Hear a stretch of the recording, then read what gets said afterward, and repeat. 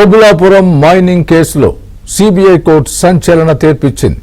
కేసులో A1గా ఉన్న బివి శ్రీనివాస్ రెడ్డి, A2గా ఉన్న గాలి జనార్దన్ రెడ్డికి నాంపల్లిలోని సిబిఐ కోర్టు శిక్ష ఖరారు చేసింది.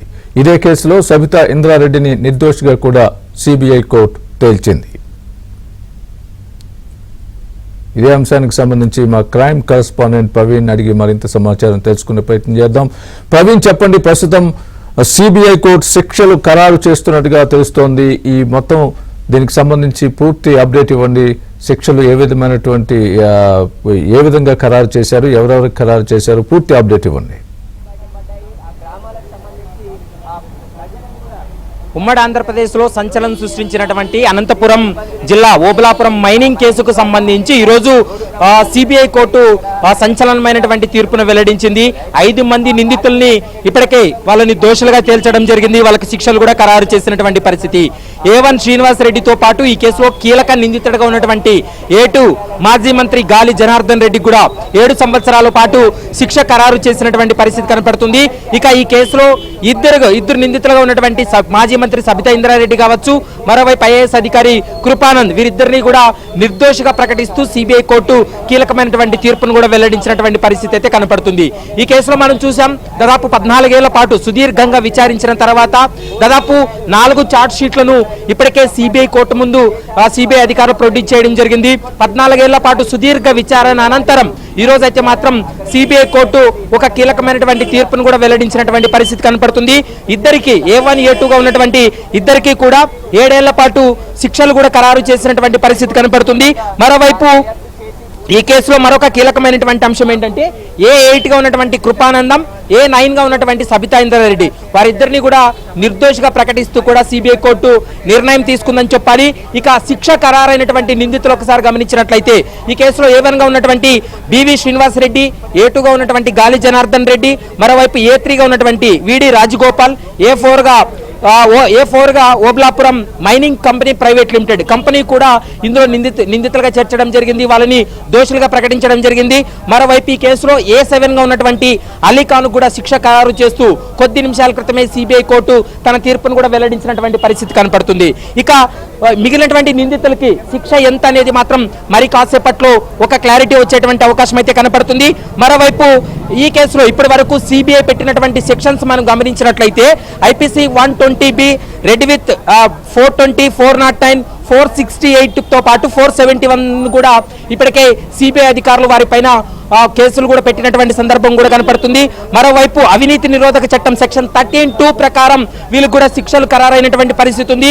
రెడ్ విత్ 13(1)D కింద కూడా అభియోగాలు మోపి 4 ఛార్జ్ షీట్లు కూడా ఫైల్ చేసినటువంటి పరిస్థితి కనపడుతుంది. ఇందులో చాలా మంది విట్నెస్లను కూడా ఎగ్జామినేషన్ చేయడం జరిగింది. విట్నెస్లు ఇచ్చినటువంటి స్టేట్మెంట్లను ఆధారంగా చేసుకొని సిబిఐ ఎంక్వైరీలో, సిబిఐ విచారణలో అంశాలన్నింటినీ పరిగణలోకి తీసుకున్న తర్వాతనే ఈరోజు సిబిఐ కోర్టు ఒక కీలకమైనటువంటి తీర్పును కూడా వెల్లడించినటువంటి పరిస్థితి. 2009 డిసెంబర్ 7వ తారీఖున సిబిఐకి కంప్లైంట్ రావడంతో సిబిఐ అధికారులు డిసెంబర్ 7, 2009లో కేసు నమోదు చేశారు. మరోవైపు 2011లో మొదటి ఛార్జ్ షీట్ వేయడం జరిగింది. ఈ మొదటి ఛార్జ్ షీట్లోనే A1, A2లుగా ఉన్నటువంటి గాలి జనార్దన్ రెడ్డి, ఆయన సోదరుడు శ్రీనివాస్ రెడ్డి, వీరిద్దరూ కూడా అక్రమంగా ఓబులాపురం మైనింగ్స్ ని తవ్వి వాటిని ఎక్స్పోర్ట్ చేస్తున్నారనేటువంటి అంశాన్ని ఆ ఛార్జ్ షీట్ లో కూడా పేర్కోవడం జరిగింది. దీని ద్వారా దాదాపు 844 కోట్ల వరకు కూడా ప్రజాధనం దుర్వినియోగం అయిందనేటువంటి అంశాన్ని కూడా ఆ ఛార్జ్ షీట్ లో కూడా పొందుపరిచినటువంటి పరిస్థితి కూడా కనపడుతుంది.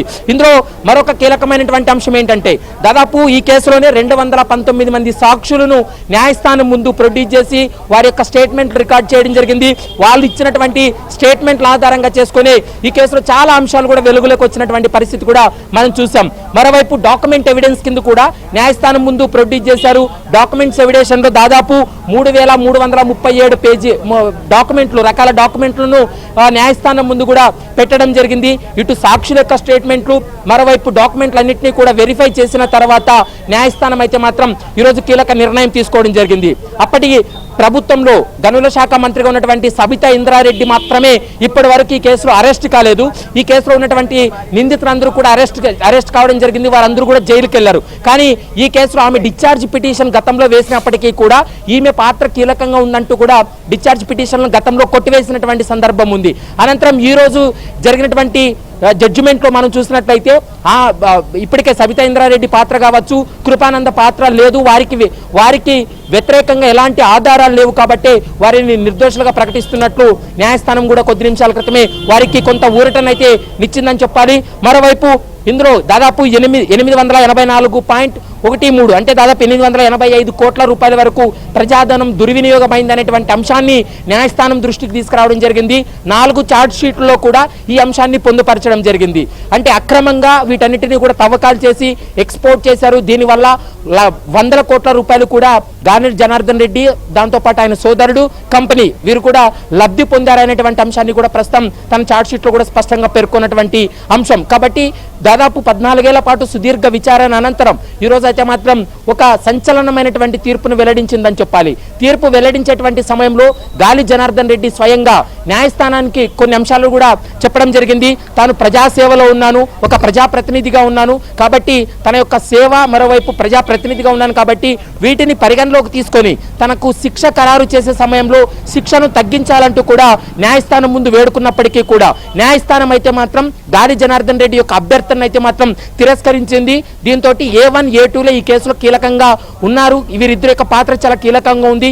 అక్రమంగా ఈ యొక్క మైనింగ్ అంతా కూడా సప్లై చేశారనేటువంటి అంశాన్ని సిబిఐ తన వాదనలో కావచ్చు, సిబిఐ తన ఛార్జ్ షీట్ లో కూడా పొందుపరిచింది కాబట్టి వీటన్నిటిని పరిగణలోకి తీసుకొని వీరిద్దరికి కూడా 7 ఏళ్ల పాటు జైలు శిక్ష విధించినటువంటి పరిస్థితి కనపడుతుంది.